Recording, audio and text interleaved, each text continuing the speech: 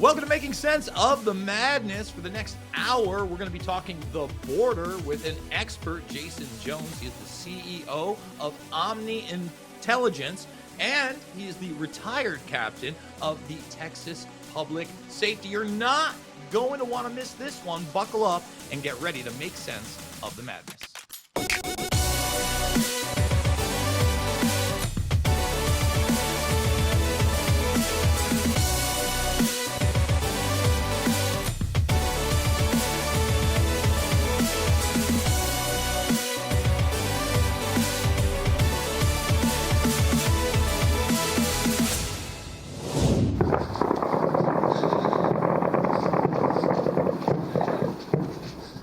Trying to show, the American people what's really happening at that border, but more importantly, too, how what's happening there directly impacts them and their families. One of the problems that Republicans and Democrats alike have had for decades is that we look at that border through the lens of immigration only. And what I'm really trying to do is illuminate the crimes against the state and against our country and what's happening to our citizens. Last night the guide left them, and so they just kept on walking and laid up here. How much did they pay, Andrew? ¿Cuántos es 8,000 en americano? 8,000. 8,000 to be abandoned 3 days in. Yes. Is that pretty normal where smugglers just abandon them like this in the desert? Yes, sir. Even All the after time. they paid all their fees, all their money, they just leave them out here? All the time. We've been embedded with the men and women of the Pinal County Sheriff's Office. We came to uncover the devastating impact of the Sinaloa cartel here, but also the collateral damage to the rest of our nation. Chief, what's the major change in tactics you're seeing in this area? The big shift being over the last year from drugs to bodies as the main commodity. So they're getting more money smuggling humans than they are for anything else.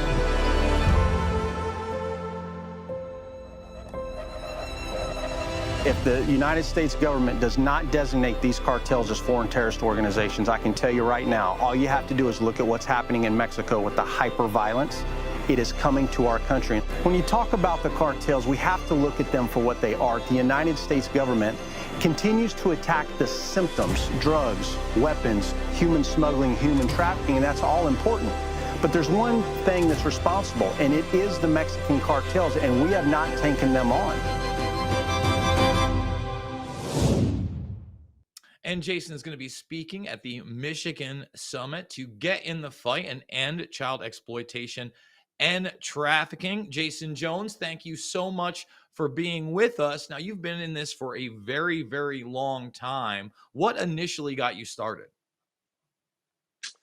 Well, I never wanted to even go to the border, just so you know. It's kind of a funny thing. I joined the state police, and as soon as I got out of the academy, they said, Jason, where would you like to go? I said, well, I'm from Austin. I got a brand new family, a brand new house, and a brand new dog. And they said, fantastic. We're going to send you to El Paso, Texas. And then from there, I just ended up from one border area, one border town. I was an undercover narcotics agent in Brownsville, Texas, as the Zetas first came online. That's a former cartel in Mexico. That was one of the most hyper-violent. I was a lieutenant in Laredo, Texas, over 2 major drug squads.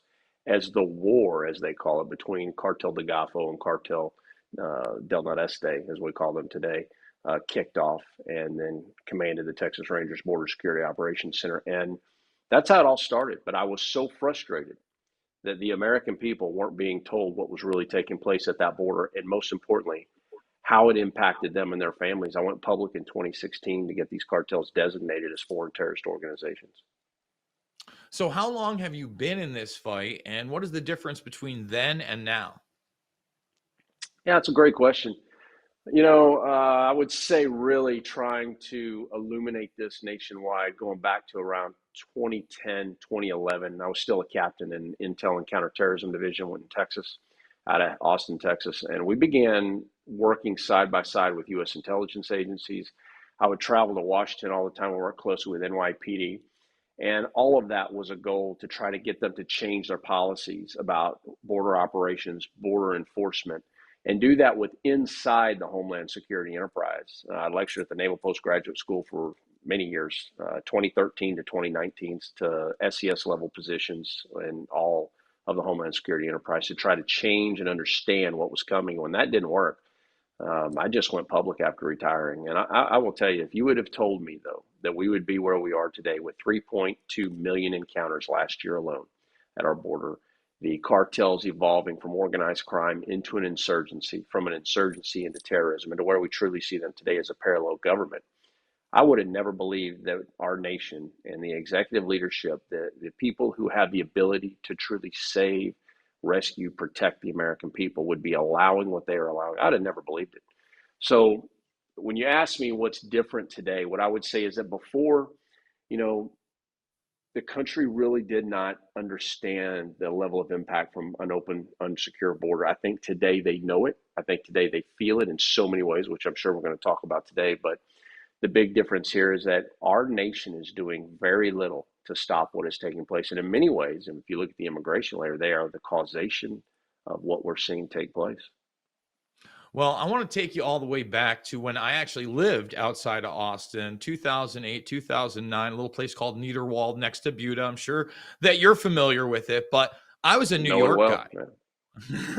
Yeah, you know, I was in a pretty rural area, and it was shocking to me. If it was shocking to me the first time I went to the DMV and tried to get my license, and I had to go through all these hoops, yet I saw all these people that didn't speak the language actually getting through much quicker, getting their licenses. And then, I mean, folks, I'm just going to tell you, you know, in these 2-lane highways on both sides, some people were still on horseback. So I was like, okay, so this is very interesting. There is an issue in Austin, Texas. There is an issue in San Antonio. That's well over a decade ago. That's 15 years ago now. And now with this administration, you've seen policy bleed into it actually coming to the East Coast en masse. You know, you've always had a problem, say in upstate New York, a little bit from people that migrated into New York City and came up, but now they're literally being shipped there, and they're not stopping at New York City. You're talking Massachusetts, Connecticut, New Jersey,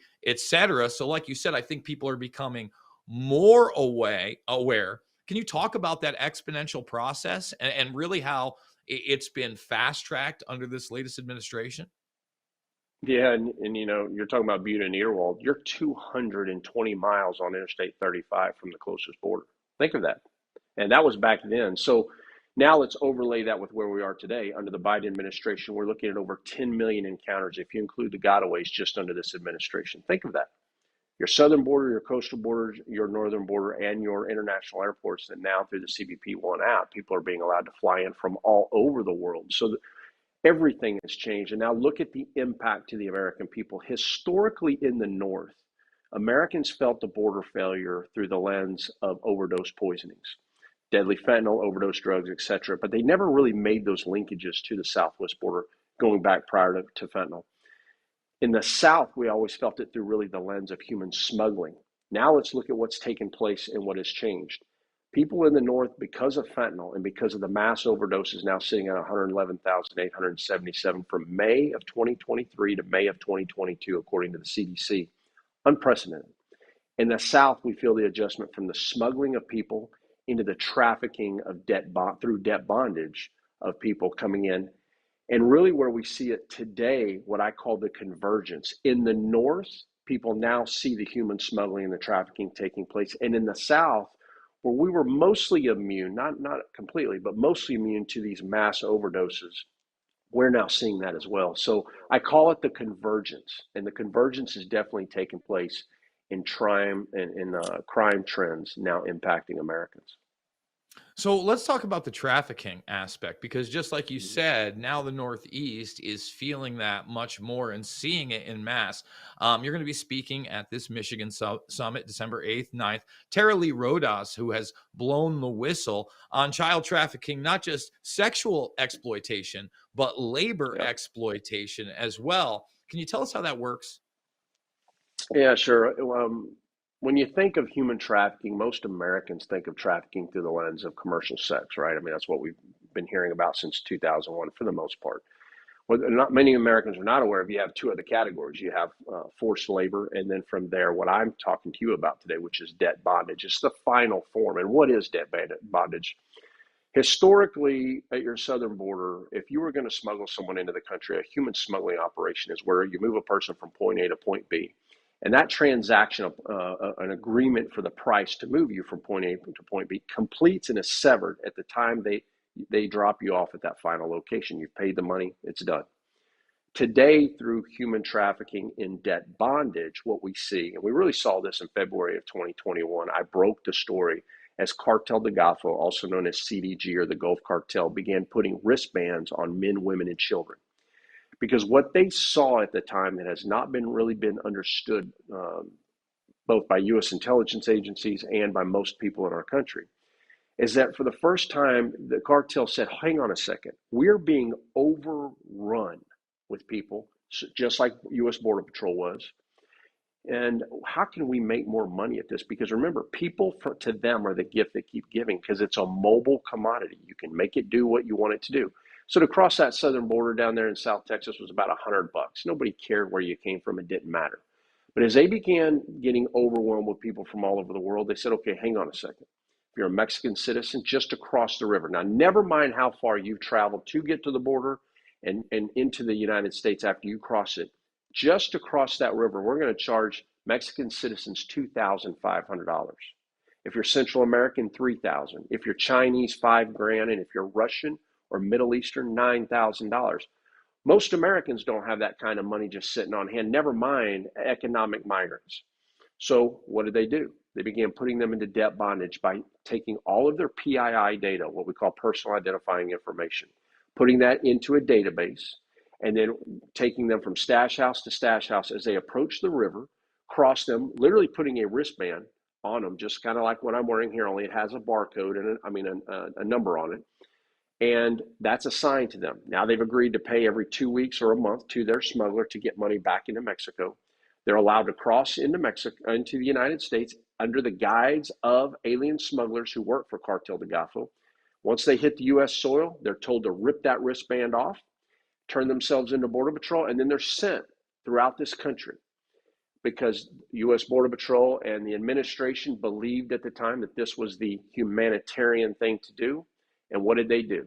They spread a virus of debt bondage trafficking like we have never seen before. I call it America's new slave trade. And this is where we are. And so now think of this. Here's where we really are. Throughout our country, you've got people every 2 weeks to a month, depending upon the agreement they made, sending money to a cartel in a foreign country for years, if not decades to come. This is where we are. And what historically we were protected by our oceans. Today, that game has completely changed. And I want you to remember this podcast. I want you to remember I said this. This is America's new slave trade. And in the next 5 years, the human trafficking is going to be at an epidemic level in this country like we had never seen before. You know, you just mentioned basically how oceans used to be those barriers, but especially right now, we're seeing more people come in from foreign countries, especially Africa, where sometimes, like out of Algeria, they literally have a flight that just takes them down into Guatemala, and then they make their way up and come through. In fact, we're seeing less and less Mexicans, which were traditional. Can you speak to that aspect? Because you really have so many people now throughout the world seeing our open border and the gateway through the South.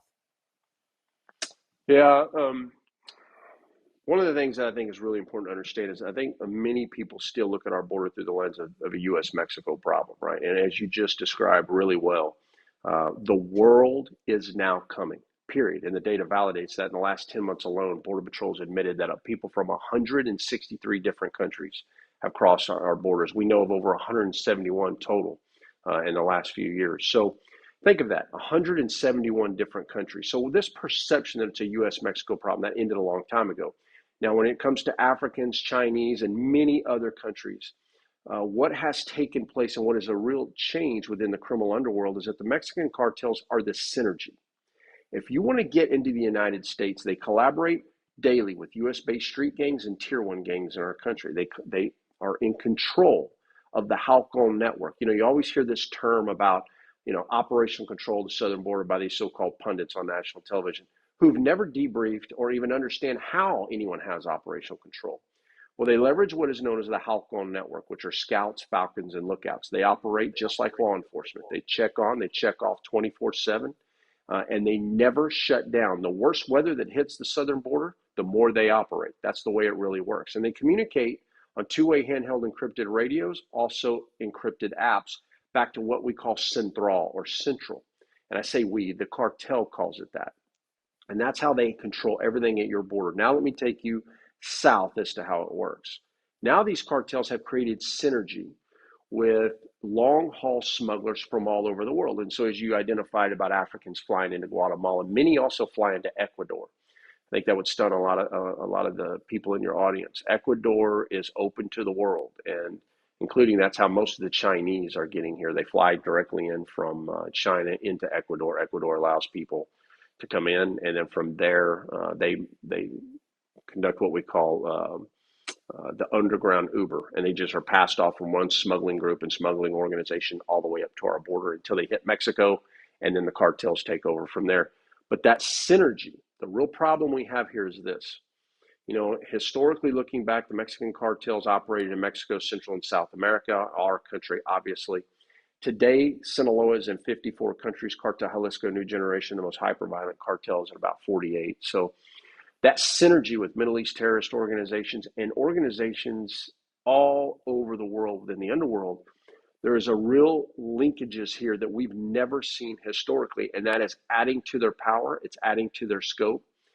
And, you know, most people will talk to you about the problem in regards to, you know, the U.S.-Mexico border. You know, one of the latest things I always hear that I laugh at is they'll come out and they'll say how the cartels are making more money off of the trafficking of people at the southwest border. Yeah, that's true.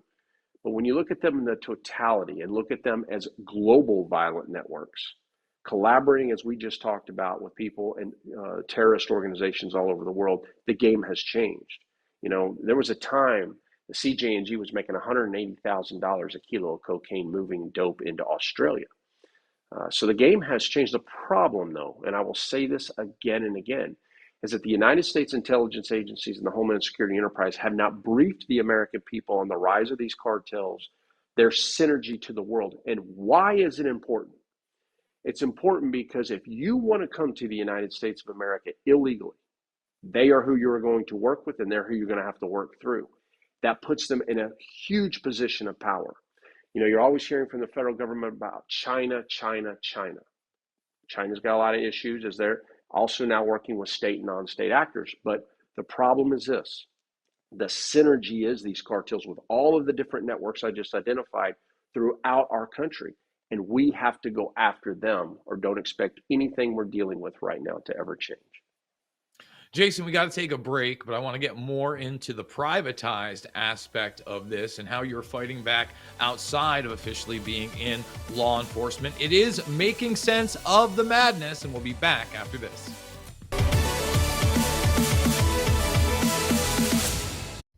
The world is about to shift.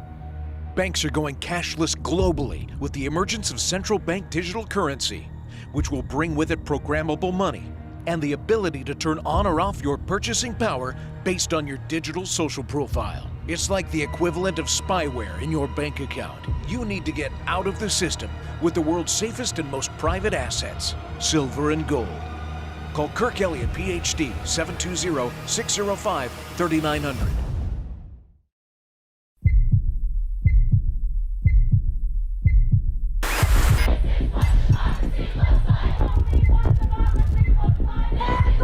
We are here to defend democracy for the people.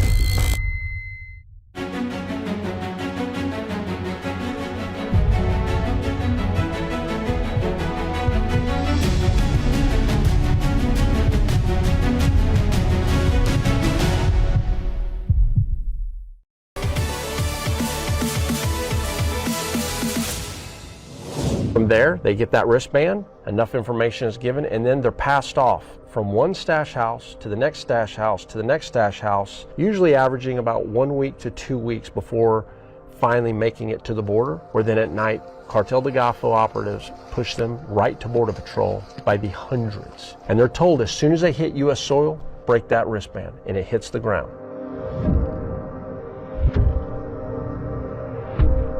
Each color represents a different smuggling organization. So you probably saw multiple band colors as well. Yeah. Look, most Americans think of trafficking through the realm of commercial sex.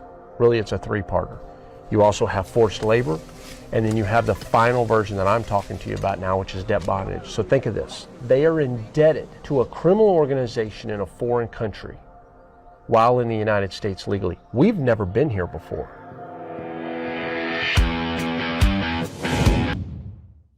And there's an example of you on the ground showing people what's going on. Now, you're in the private sector, you're coming from law enforcement. What are some of the advantages now being outside of law enforcement? What are some of the obstacles? Well, freedom for one. It's really nice. I realized along the way I'd become just a hub and a spoke and a broken wheel. And that's what law enforcement, unfortunately, they had lost their voice. They had lost their ability to communicate to the American people on the threats and the trends that were happening. And I had absolutely had it. I was running the Texas Rangers Cross-Border Operations Center, sharing intelligence with U.S. intelligence agencies, trying to save lives in Mexico from the Los Zetas. The Zetas at the time were extremely, extremely hyper-violent. If you look up the 72 men, women that were killed in San Fernando, Mexico, if you look up the 300 men, women, and children who were killed, chopped into pieces, and then guisoed, because the cartels have a saying that you can't count a body that doesn't exist, so they guiso you. Guiso is where they cook you to ash. Look at the mass murder of, I think it was about 52 or 54 people now. It's hard to believe. I start to forget these things. I worked all these in Monterrey, Mexico, in a casino where Miguel Trevino was mad because he wasn't getting the piso or the tax paid. He was second in charge of the Los Zetas, true sadists. And we were doing all we could to save people. I mean, these cartels were chopping people up. I mean, and many of them were migrants. That's the other part of this that Americans didn't know. And what I recognized very clearly is that what was happening there was coming here, because the hyperviolence in Mexico couldn't be stopped. And we had to do all we could. So I just went public, and I decided to use all of my sources within these cartels, who I've worked with for many, many years, and to get it out. And I'm a firm believer that I don't have to sell the border. And I mean that. I just have to show it to you. If I can just reach the American people, the border sells itself, because no one is okay with this. I don't care if you're left, right, up, or down. No one is okay with men, women, and children being killed brutally, women being sexually assaulted, children being taken into debt bondage. No one is okay with that. The problem, though, is they have not been clearly shown what has been taking place. So I go to the border and I illuminate it and I show it to you, and you would be stunned. I come in with a very centric model, trying to just illuminate it. And even every social media platform out there has banned me. I've lost accounts. I've been kicked off. And somewhere along the way, I ended up becoming Newsmax's national border correspondent. Now I can reach millions of Americans. But I will tell you, I just testified before Congress, and I was really hoping that would make some change. But I don't see any change coming at all, to be quite frank with you. And isn't that really the disappointment, is that there does not seem to be any real accountability? And when you can't change the system, those that have basically paved the way for this to happen not only aren't accountable, but are never going to be criminally charged. So then how do people get in the fight? I know you're speaking at this event December 8th and 9th in Michigan. And obviously, americasfuture.net is trying to get people like my audience, like myself, on the ground and doing things, not just being aware, which is step one, but actually becoming proactive so that they can fight this type of behavior, especially in their own communities. No, I think it's well said. Everybody's going to do it a little differently, right? What's happening in Detroit, for example, versus what's happening in California. One of the things that I would say, and that that I've really learned here that I think is stunning, is that your congressmen and your U.S. senators, most of them, have no idea how bad this is. I've briefed many of them privately, many. It's gotten so bad now that the first question I ask them is, when was the last time you were briefed? This is the very first thing I say to them. When was the last time you were briefed, either privately, either classified or unclassified by U.S. intelligence agencies or federal law enforcement, about what's taken place in Mexico with these cartels and how they've become a true parallel government? You'd be stunned. I mean, absolutely stunned. Many of them have never been briefed. If you're on the left, you get your intel from CNN. If you're on the right, you're getting your intel from Fox News. So what I realize is it's only a certain few who are on these special committees that are allowed to be briefed at classified levels by the FBI and U.S. intelligence agencies about what's happening. So most of them don't know how bad it really is, except they watch the immigration layer, because that's what most of the media is able to show you. And so that's what's really different about what I do. I embed with law enforcement and show it from the law enforcement angle, because to really peel back that onion, that's what you've got to do, get with law enforcement so you can see the crime side of it. Now, what can people do to answer your question specifically? We have got to look at this in the totality that it is. We are never going to fix this problem if we don't get the full tools of national power. So tell your congressmen, tell your senators, we must designate these cartels as foreign terrorist organizations. And I truly mean that. The state of Texas has spent $9 billion with a B of Texas's own money to just hold the line at the border, just to hold the line at the wave of transnational crime. And so if we don't get these tools of national power and the authorities to go after the biggest hub of all of this, which is the cartels, none of this will change. And I will tell you, you've got to tell your state reps, you've got to tell your state senators, and at the federal level, get engaged and get engaged now, because I will tell you, and I need everyone to hear me that's watching, if you think this is the end, I want to be very clear, this is just the beginning. All you have to do is look to Mexico and the hyper violence that's taking place there to understand what's coming here. The 111,877 people dead in just 2022 to 2023 of May by fentanyl and many other drugs. Guys, this is just the beginning. When I started this initiative in 2016, we were just at the edge of the end of 50,000+ going into 60,000 overdoses in this country. This arc of the death rate hitting Americans from this, it's tremendous. And the violence you're seeing in Mexico is now hitting us at the southern border. I mean, I break stories all the time about cartel gun battles taking place. So I would tell all of you, get engaged at the local level, get engaged at the state level, and start getting people who are going to take action, get them elected, and get this fixed.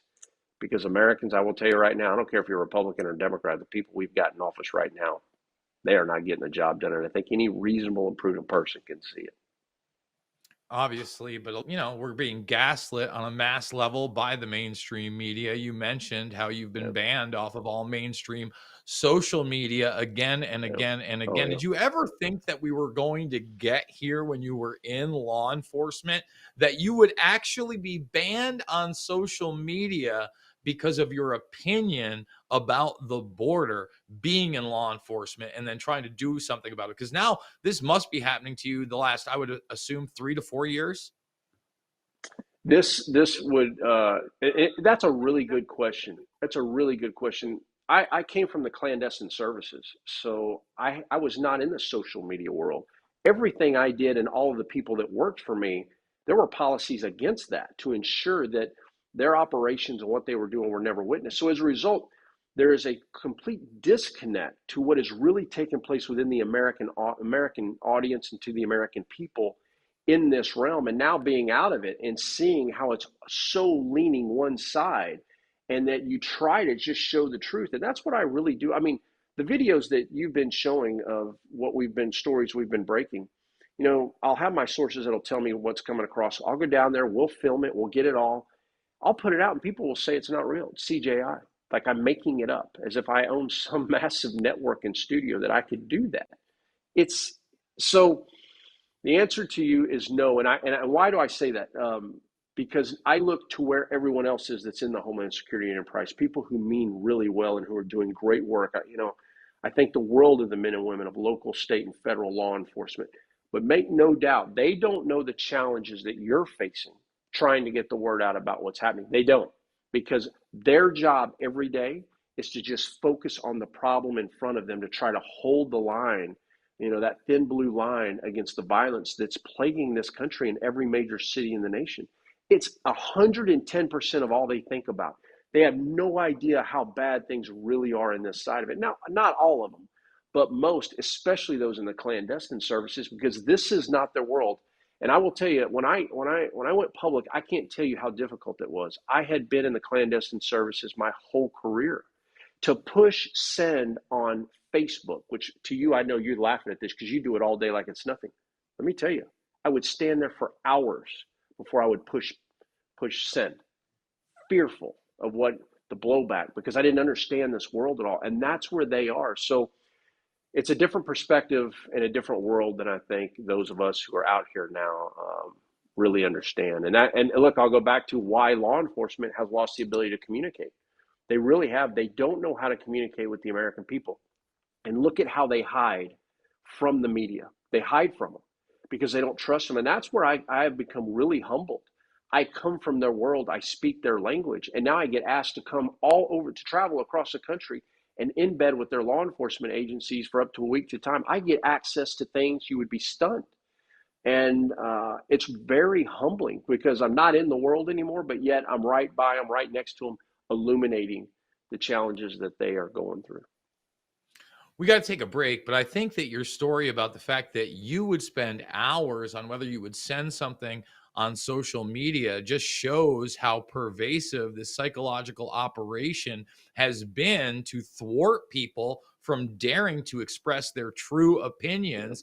And I think that's a huge problem, especially because you're somebody not only that was in law enforcement, but has been doing the right thing. And at the end of the day, decided to hit that send button, has gone through all the regular avenues. Like you said, you just spent some time with Congress, and still there are no results. And still those social media overlords will not acknowledge what's really going on. You're the CGI guy officially.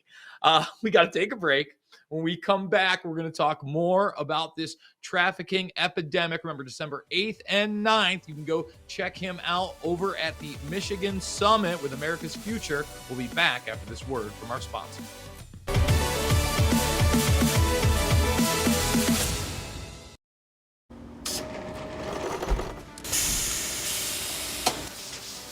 When I invented MyPillow, my passion was to help each and every one of you. And 20 years later, all of your support is what keeps us going. Because of you, we've been able to create thousands of USA jobs and help millions get the best sleep ever. To thank you, my employees and I are bringing you a limited edition MyPillow.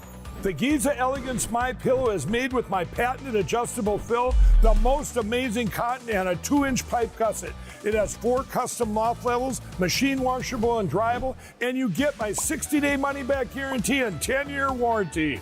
Go to mypillow.com or call the number on your screen. Use your promo code to get your limited edition 20th anniversary MyPillow queen size. Retails for $69.98, now only $19.98. That's right, get a queen size MyPillow for only $19.98. From all of us here at MyPillow, thanks America!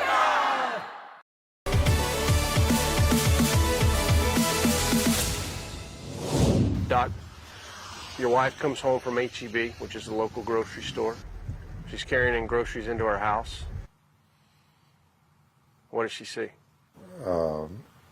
She came home and saw this round object the dogs were playing with in the yard, so she went to investigate. So that's an odd-looking ball, you know.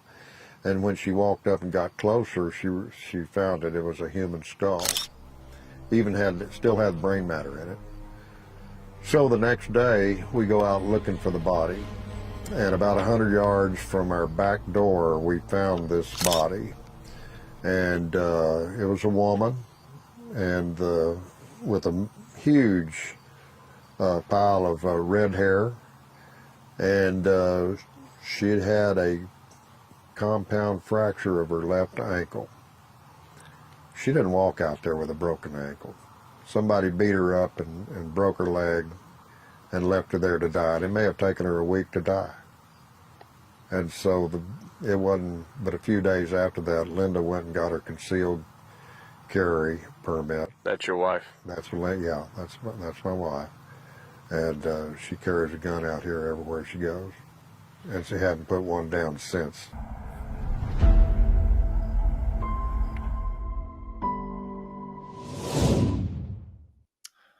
It's those type of stories that I think are important to show the gravity of what's truly going on at the border. You mentioned a couple of cases, and I saw you go, wow, man, I forgot about that.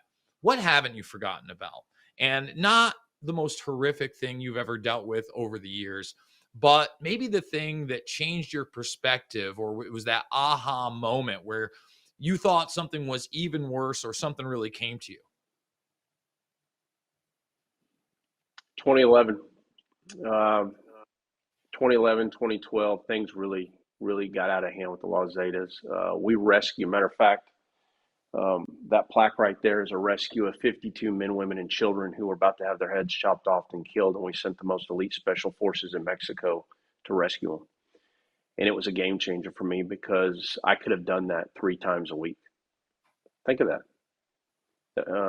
Here I am, a state officer, a captain in State Intelligence Center, and we're conducting rescues in a foreign country of 50 plus people at a time. That's one of the only ones I can talk about. All the others are classified. So eventually what I would tell you and what I would tell the American people is that what has been happening in Mexico is going to come out. It is going to come out. They can't hide it forever in Washington and in Mexico. They can't. It's become too brutal. The Mexican citizens have really taken the blunt of this. They've lost over 400,000 of their citizens since 2007. And that's according to Mexico's data. Then you add on top of that the 110,000 that have gone missing since that time. Remember, I told you earlier that the cartels have a saying that you can't count a body that doesn't exist, which is why they chop you in pieces and cook you to ash, known as guiso. This is all going to come out, and the killing fields that have been taking place in Mexico, it's not going to come from me because that's not my initiative. My initiative is to destroy them for what they've done. But all of these horrendous, horrific things that have happened to people. And it was a game-changing moment for me where I lost complete faith in my organization, who is a fantastic organization, by the way, Texas Department of Public Safety. It's a great agency. But I was too aggressive for them because I realized what was coming. And I saw the direction of the federal agencies who were completely lost on the issue and the lack of initiatives. And it changed my life forever. You don't go public against the most hyper-violent people who aren't on the other side of the planet, who are operating here, tens of thousands of them in our own country, conducting assassinations, killing people in our country and in Mexico at unprecedented levels, and because you weren't changed. Look, I was changed by some of these things, and there are things I will never be able to talk about the rest of my life ever. But eventually these things are going to come out. I've got some good friends who are the best of the best at hunting the cartels and have been for several decades. There's some books that are going to be coming out in movies that'll be attached to these incredible men and women. And but for me, my initiative is to crush these cartels, and that's what I'm all about. I won't stop until we do it, period. So you just talked about the classification of most of the things that you were involved with. Why is that? I mean, to the extent that you can talk about it, don't you think that it's detrimental to the cause of trying to get people behind fighting these organizations without letting them know the true extent? Yeah, absolutely. The reason they were classified is because you're working with U.S. intelligence agencies. Everything they do is classified. It's just the way it works. And so as a state agency, I couldn't share intelligence directly with Mexico. I had to work with the federal law enforcement or USAIC. And so that was the process that you go through. And so as a result of that, most of those operations are highly classified. But that's the only reason. The only one reason I can talk about this one because that was law enforcement to law enforcement direct, and very humbled by that. That's an award from the Undersecretary of Homeland Security for the rescue of those people, along with many other clandestine operators within my agency that I can never talk about their programs and what they do. But it was all about trying to save people's lives. That's all it was. It was about trying to figure out how in the world could we take the actual intelligence we had and just save people. And you would be stunned at how difficult that is, stunned, and how just a few people within each of these agencies is willing to risk everything to do it, because there are incredible people operating in the clandestine services that can never talk publicly, but are risking everything, fighting leadership that have failed them. And I just couldn't take it anymore. And I went public and said, if Americans knew what I knew, no one would be okay with this. And so that's why I'm doing what I'm doing. And yeah, to answer your question, if I would have thought ever that it would be this bad this many years later and that we would still be going in the wrong direction to the degree and the scope that we are, absolutely not. I'd never believed it. So what operations do you have upcoming and how can people support you? Absolutely. You can go to jasonjones.com. I sell merchandise now. I'm doing anything I can. You can donate. I'm on that border almost every other week. My next one is going to be out in Alpine, Texas. We're going to be embedding with law enforcement out there, trying to show what they're going through. Right now, just so everyone knows, you're averaging on your southwest border about 9,000 encounters per day. That doesn't include your coastal borders. It doesn't include your northern border. And what has happened is Border Patrol has been pulled off the line in multiple sectors. El Paso is one of them, which is part of the reason I'm going there. Arizona is ground zero for the biggest hit. They've pulled all of your agents offline, and all they're doing is one job, processing. So what it's done is it's opened up all the lanes to the alien smuggling organizations to move runners and people into the country, and then from there, the dope into the nation. One of the reasons that El Paso is a key area is because the Sinaloans, the Chapitos cell that runs that part of it, a lot of the dope that we're seeing that's killing so many Americans in New York and Philadelphia, it's coming directly from El Paso. So I'm really trying to illuminate those operations and how they operate and the tactics they're leveraging, because I think that's what really stuns the audience to show, these aren't just drug trafficking guys, this is coordinated operations, and I'm trying to illuminate that. Well, I also think that popular culture and Hollywood have kind of aggrandized these type of cartels and people, whether it be Pablo Escobar or the Scarface character. And for some reason, people gravitate to this being some kind of a good or sexy lifestyle, hence being gangster. I can tell you right now, you don't want to be that type of gangster, folks. We got to take a break, but I do want to remind everybody you can check out Jason, Laura Logan, Michael Flynn, and others over at the Michigan State Summit, December 8th and 9th via America's Future. We're going to take a break. We're going to come back with more with Jason Jones after this.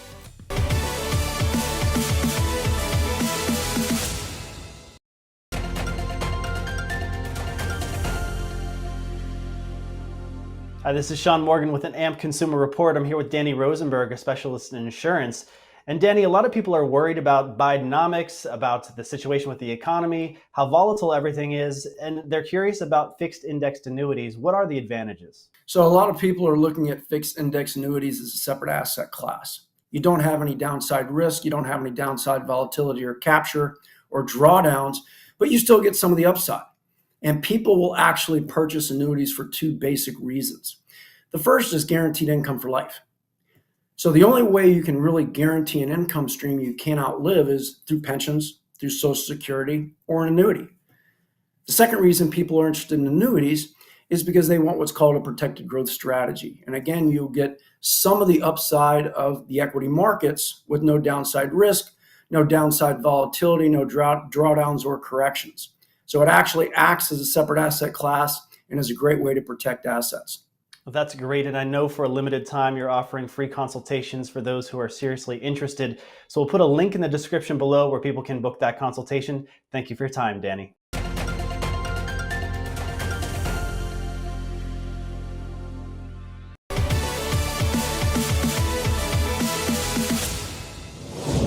Yeah, we got a call to go assist Maverick County. It's 8 or 10 women and kids are being held hostage by someone out here in the brush. So. If you copy them all, they're saying there's about 6, and they're saying they are armed. 116, eyes on, eyes on. So we got 2 children, a male and a female.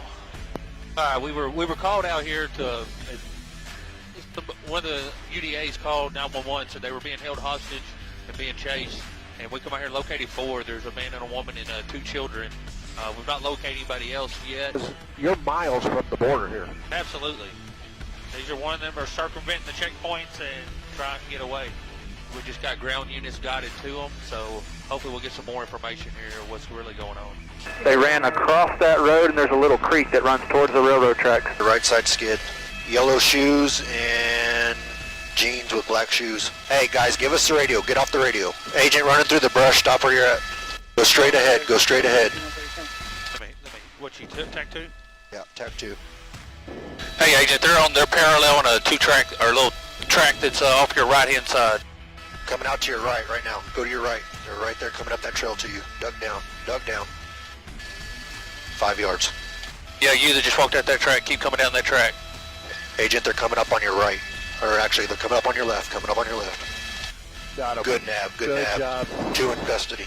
Upon further search, we got some other units in the area. We started cutting sign, and 3 different groups were located.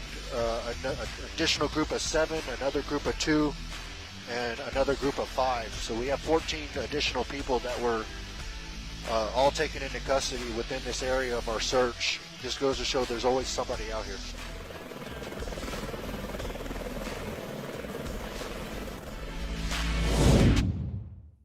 And there is some of the footage that was shot via Jason Jones. And Jason, when you look at that and you're working with law enforcement, what advice do you have to law enforcement that is trying to do the right thing, that doesn't like the policies that are going on? And is there kind of this sliding scale of what certain law enforcement can do via, say, the sheriff's department or the state troopers or your local law enforcement or even some of these agencies?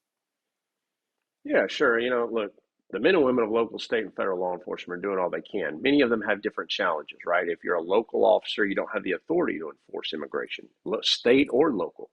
And then if you're a local officer, you usually don't have the funding that you need to take on the scope and breadth of transnational crime because it is tremendous. You got to remember, Mexico has fallen to these cartels and to these alien smuggling organizations. So the other part of that is you got to remember you got the world coming. Remember, I told you over 10 million people. So they're limited by that. And in Texas specifically, the reason Texas really stands out and why I embed mostly with Texas law enforcement, because they have funds from Governor Abbott's Operation Lone Star, which has put $9 billion in their hands to be able to operate. Now, if you go to New Mexico, Arizona, and California, our border is wide open. Americans need to know that. Wide open to the world's problems. And so, I directly see it. When I'm in Texas, you see what they're trying to do is hold the line against transnational crime. That's what they're focused on, is the crime side of this, like what you just showed. Fantastic work right there, by the way. Those people were rescued because of that helicopter. They were rescued because of that helicopter. They had been held at gunpoint for several days, and one of the gunmen actually fell asleep, and the man hit him over the jaw with a rock. I saw a photograph of him after we'd arrested him. He was split open right here. That's how they were able to run. And literally, as we were coming in those helicopters, they on the radio, they were calling saying, "Hey, be advised, they are chasing them right now." So when we came over them, they banked, came around them, and were able to hold them. But to go back to your question, the other states don't have this ability. So when you go to Arizona or New Mexico, you see the level of smuggling 70 miles into the country at unprecedented levels. So, and then you take the federal agencies. Look at Border Patrol. Once traditionally, they were a national security model. Today, their main job is to do one thing: process people. They're considered by the leadership as a humanitarian agency now. So imagine going from a national security model to nothing more than humanitarian. I mean, these guys are miserable. So there are challenges at each one, but I will tell you, I am always humbled and honored to be side by side with them out there, because let me tell you, they're going through a lot trying to do what they can to hold the line. And that's why I'm trying to show what those men and women are going through. And obviously they're going through a lot, especially right now with the influx. Is there any hope in 2024? And, you have people, pundits, Tucker Carlson in particular, saying Abbott isn't doing enough and he should have the National Guard on the border. Do you believe that might be the solution? Are you in favor of that? And is there any hope for 2024 and some kind of turnaround and change? No, there's no hope for 2024 minus a massive mass casualty event. And that's just the real truth of it. There's no initiatives coming down in the federal government to change this. And you have to remember, when we talk about the problem at the southwest border, there are multiple levels to this, right? And so which one are we talking about? The issue with Tucker Carlson that you're referring to with Governor Abbott is that, yes, he has deployed Texas National Guard. He's got 12,000 of them deployed to the border. I've embedded with them as well, by the way. But the problem is they're there as listening posts and lookouts. What Tucker Carlson's issue has been with Governor Abbott is that he's not declared the invasion and then started repelling them and deporting these people under the Constitution, which, he believes he has the right, Tucker Carlson. And Governor Abbott has decided not to do that. I'm not saying it's right, not saying it's wrong. It's just the decision that's been made. And so what they have done instead is really work to stop the transnational crime problem. But the immigration layer is not impacted by that. The federal government has that. So I don't see any change there minus that mass casualty event and getting, running out the clock here on the current administration. Make no doubt Their policies have caused this. Don't let anyone lie to you. You have to remember, if you even go back to the data and you look at it from 2020, right as the Biden administration was taking over, we saw a massive spike because they told the world that they were going to be opening the borders, and they did. And now, how did they do that? They filed exemptions. If you were unaccompanied child, you could remain in the country. So what happened? Children unaccompanied flowed into the country at unprecedented levels. Then they said, okay, if you're a family unit, you can stay in the United States as well. So family units began coming to the border. And then what happened? We saw where children were being recirculated by the cartels. Why? Because that made you a family unit if you were a single male or a single female. So then what happened? They started giving exemptions to country after country after country. So this has been done by Secretary Mayorkas and by this administration, period. The immigration layer is very simple to fix. Of all the problems you and I have discussed today, it by far is the easiest. But I will tell you this, make no doubt, we have some serious challenges coming our way with the level of transnational crime and the national security and truly public safety threats that the American people are facing today. Well, when you talk about a mass casualty event, I assume that you're alluding to some type of terrorist attack or event within the United States of somebody who crossed through the border. Now, indeed, if that happens, I would fear that the solution would be worse than the problem. And the problem was there to basically get that solution. I look at Homeland Security in particular, and, we shouldn't have this issue. And Homeland Security should be propelling these people at the border, and they should be looking at quote unquote foreign terrorism. Yet today you see them looking inward openly at quote unquote domestic terrorism. And really after 9/11, they got away from their initial purpose and started becoming fusion centers, etc. So in light of a mass casualty event and one that was, say, terroristic, I would be extremely wary of their solution to that problem. Do you think I'm wrong? Well, let's remember why we have the Homeland Security enterprise and what happened. We didn't have that. The Homeland Security didn't exist prior to 9/11. So it was created for the purposes of illuminating to the American public, right, what's taken place. Then let's also remember there's another outcome from that. Northcom. We didn't have Northcom doing what it does today. All of that is a direct result of what happened on 9/11. And yet here we are today with all of these new creations. The American public has spent billions, and they can't get the truth from the Homeland Security enterprise about what's really taking place. And then now flip it and look at what Secretary Mayorkas has done. He is the man who is the architect behind this border failure. Plain and simple, any way you cut it, he's the man that's writing the signature and making it happen and moving assets and funds to support this mass migration against the American people, which you have to remember, when you talk about the immigration layer, everything else that comes with it, like we've talked about, fentanyl, overdoses, extortions, human smuggling, humans trafficking, weapons trafficking, money laundering. So when I talk about the border issue, the immigration layer to me is a very simple fix. It is the national security and public safety impacts that concern me the most. And, we created these fusion centers. I led one of the largest fusion centers in the country. The Texas Fusion Center. I did that for many, many years. And, that whole initiative was about trying to get different law enforcement agencies across the country because the FBI stopped communicating with everyone. And so it was ability at local, state, and federal to really create the ability to fuse information because threats were so fast and so real. I mean, that's why you see New York NYPD Commissioner Ray Kelly right here and me together because of that very thing to try to, because what we saw at the time, we saw a lot of people who were coming from countries with a terrorism nexus going to New York. We wanted to make sure they knew. We had no faith that the FBI would share that information with them. And, here we are again, same problems all over again. It's a real shame to me, what I see taking place. But with that being said, don't let anybody tell you that this can't be fixed. The problem, though, and the real challenge we have here is what degree of damage will happen to the American family, to the American people. Listen, I cross this country almost every other week. I mean that. If I'm not on the border, I'm somewhere in the nation speaking, just like we're talking about what I'm going to be doing in Michigan. And this thing that has happened with fentanyl, the overdose poisonings, let me tell you, it's unprecedented. We've never been anywhere close where we are. We should not be here. And the lack of information to the American people from the very institutions you're talking about that were created to ensure this never happened again has put us right back here, right back where we started.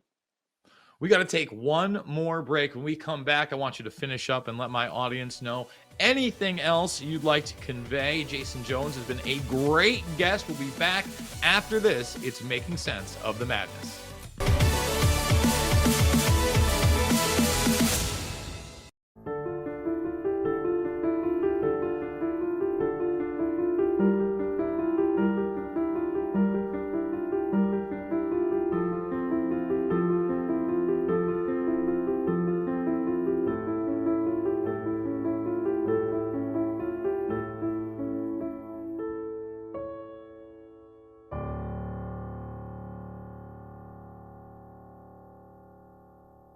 I don't know if this country can be saved.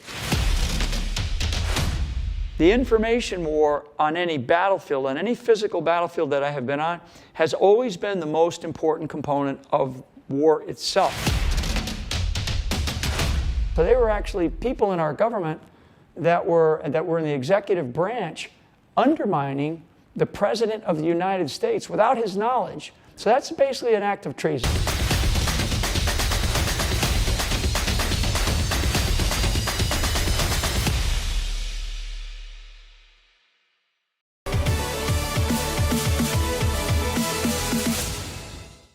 And you can catch Michael Flynn along with Jason Jones and many others over at the Michigan Summit to help end child exploitation and trafficking, December 8th and 9th. Jason, we got about 3 minutes left in the broadcast. What would you like to leave my audience with? Yeah, sure. You know, first, it's good to be with you. I want them to know that these cartels, without question, represent the most significant national security and public safety threat, directly impacting them and their families. And that's not a perception. That's not a feeling. Look at the overdose data alone. Look at the influx of people from all over the world. If you want to come to this country and get into this country illegally, you're going to go to these cartels. They are the synergy and the nucleus behind it all. And so we've got to get the terrorism designation. And the reason we've got to get it is because you get three things out of it. First, it allows us to remove them very rapidly from this country because most of them are here on visas. So we can revoke those visas and you can't be a terrorist here in this country. And now we can get them out very rapidly, very quickly. Second, you always hear that we need to follow the money investigations. Well, no shit. We've been doing that for 20 years. The problem is we've been doing it under an investigative model domestically. Now, globally, if we get the terrorism designation, we can go after those assets real time, seize and take everything from them. Third, what that terrorism designation is going to allow us to do is limit their mobility globally. Remember, I was talking to you earlier about how many countries they operate in around the world. Now they can't fly, and now they can't get on ships and continue to contaminate the rest of the world. So we put them in a box. We've taken their money from them. We've removed them from our country in a very large number. Now we can work side by side with Mexico and many other countries around the world to crush them. I will tell you this. Don't let anyone tell you, anyone in Washington especially, or within the media, that this is not fixable, because it absolutely is. The path to a solution, so everyone knows it's watching this, from somebody that has built programs to go after these cartels and saved lives, the real key here is building a global coalition, what we call a unified command of the world's best of the best. We can leverage the terrorism designation, and we come after these cartels for what they have done to so many American families and so many Mexican citizens. And I will just close with this one last thing. We're coming for them, and I mean that. You cannot kill 100,000 Americans annually and think that the world's best of the best aren't coming for you. And the last thing I'll say is there's going to be nowhere they can hide. I mean that. We will not stop until we get this done, because if you're sitting at home watching this, all you have to do is look to Mexico to see what's coming here. It's great to be with you today. Thanks for having me. Thank you, Jason Jones, a great guest, and thank you guys for joining us Monday through Friday at 6 p.m. here at ampnews.us, where the truth lives. Remember, folks, this is not a left or right issue. It is a right and wrong issue. I absolutely love you guys, and I'll see you on the flip side.